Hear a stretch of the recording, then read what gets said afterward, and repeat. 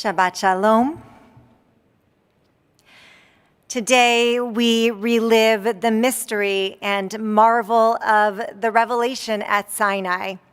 As we read in our Torah, there was thunder and lightning and a dense cloud upon the mountain and a very loud blast of the horn, and all the people who were in the camp trembled. Against this pageantry, God spoke the Aseret HaDibrot, the 10 utterances, which would lay the foundation of Jewish law and practice and establish our covenantal relationship with God. In that Sinai moment, the Israelites were transformed forever. They were no longer slaves fleeing their captors, but humans in search of meaning and purpose. And yet, as transformational as this Sinai moment was for our ancestors, it often feels distant and inaccessible to us. Can we reconnect to that moment when everything changed for us as a people? And can we rekindle that precious bond between us and the divine? In his article, What Did God Say at Mount Sinai? Rabbi Peter S. Noble of blessed memory writes, "There is a growing desire among the Jewish community to reestablish this Sinai moment. We long for direct encounter," he says. But even though our need and longing for God is great, there is a continual difficulty of restoring the Sinai moment to the center of Jewish existence. To be sure, many Jews have trouble relating to Sinai, trouble connecting to the story, especially as it is told in our Torah. They don't buy all of the theatrics, and they just can't move past the stumbling blocks of the literal text. But what many Jews don't know is that the literal reading of Sinai isn't the only reading of Sinai. There are theories of Sinai that de-emphasize the literal, helping us broaden our understanding of what this moment might have looked like or felt like. The truth is, what we read in the Torah isn't necessarily what really occurred. As the preeminent scholar Rabbi Jacob Pedikowski once wrote, rather scathingly, "It is only the man of a prosaic mind, the man lacking in imagination, who would read this biblical account as if it were a news bulletin, reporting in every detail what has actually happened." The words of Torah are crucial, but we often must look beyond their literal meaning to find meaning. So too, it seems, thought theologian Franz Rosenzweig, who, according to Rabbi Harvey Fields, believed that the Israelites did not hear words spoken at Mount Sinai at all. What happened there and what left a lasting impression was this: it is that the people encountered God. It was at Sinai that the people began their search of asking what God wanted of them. In Rosenzweig's eyes, Sinai deepened our ancestors' sense of responsibility and mission. In that Sinai moment, the Israelites became obligated to God, recognizing that the covenant demanded their participation and moral engagement. The Sinai experience went beyond the literal for Rabbi David Hartman as well. For him, Sinai wasn't about passing down a finished set of rules and laws dictated by God. Rather, Sinai was just the beginning, an invitation from God to the people Israel to take this kernel of Torah and run with it, or as Hartman says, explore the terrain and extend the road. For Hartman, Sinai marked the beginning of all the innovative and remarkable Torah that was yet to come. Both Hartman and Rosenzweig's visions of revelation are certainly compelling. But today, as we gather together in strength and courage, 1 week after 4 fellow Jews were taken hostage in Colleyville, during Shabbat services, no less, there is one particular version of Sinai that feels particularly resonant right now. And that vision belongs to Rabbi Abraham Joshua Heschel.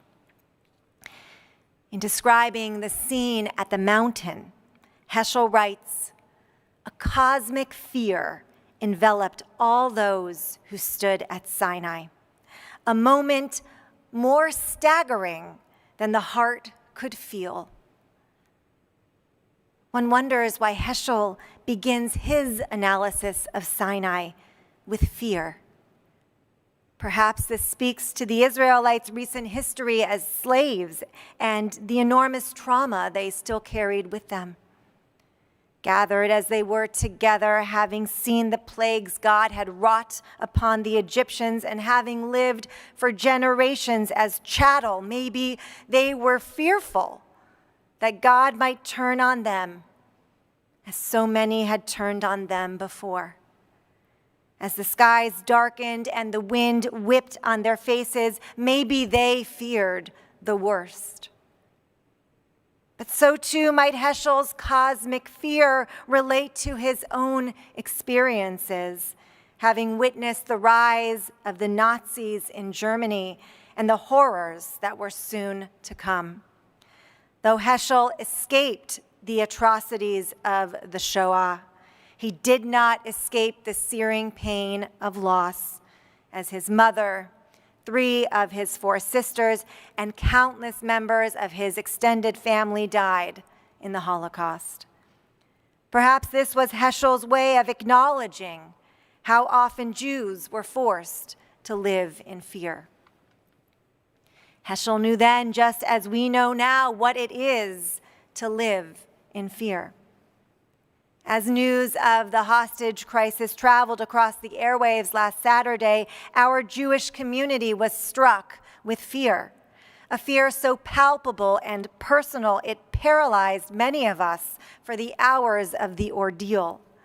The magnitude of the situation and the sheer horror of what was unfolding was, for countless Jews, a moment more staggering than the heart could feel. Indeed, many of us feared the worst, even as we prayed desperately for the best. But as much as we have been forced to live in fear, we are not a people defined by fear. And this is what we see in Heschel's vision of Sinai. For once the Israelites realize that the earth is more scared of God than they are, as it says in our Torah, the people trembled, but the mountain trembled greatly.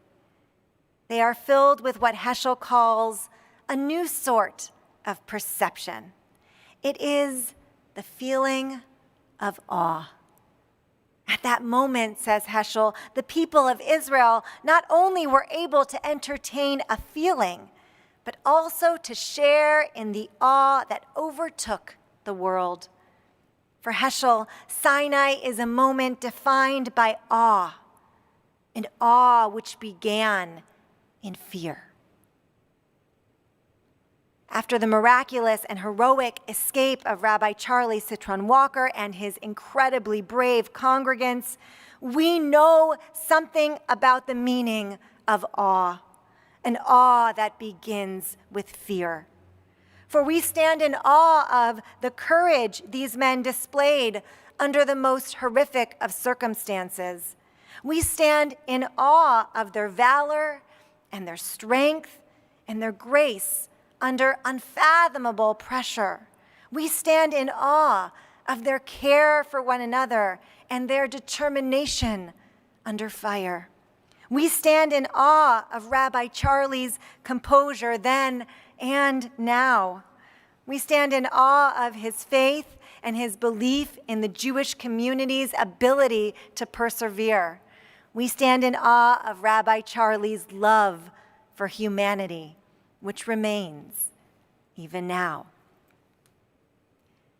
It goes without saying that Heschel offers us something very powerful in his vision of Sinai.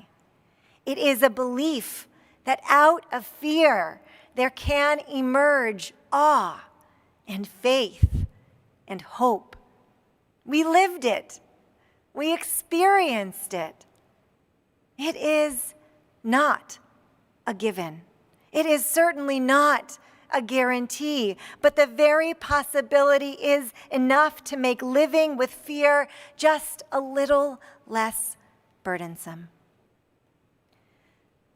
Says Abraham Joshua Heschel, only in moments when we're able to share in the spirit of awe that fills the world are we able to understand what happened to Israel at Sinai. After Colleyville, we shared in the spirit of awe that filled our world, a spirit of awe that animated our people, our community, and so many others. Indeed, ours was an extraordinary awe, an awe that began with an extraordinary fear. Make no mistake, this shared sense of awe that we experienced, this was our return to Sinai. In our fear and in our awe, we stood at Sinai. In our tears and in our joy, we stood at Sinai. In the darkness and again in the light, we stood at Sinai. Heschel teaches that the voice of God called out to us at Sinai. That voice calls out to us even still. And we respond by saying, we're here. We're still here. Ken Yehiratzon. Shabbat Shalom.